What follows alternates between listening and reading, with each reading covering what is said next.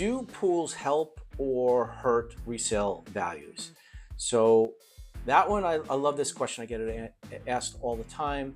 And the short answer is it helps for the most part down here in Florida. Now up north, it's, I think, a different story because it's looked at more as a maintenance issue.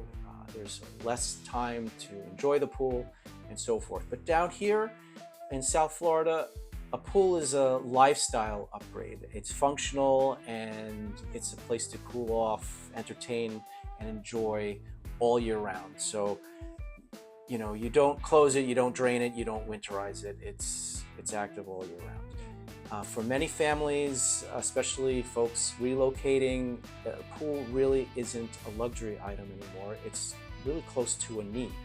So homes with pools attract more buyers. That's just the short answer to it.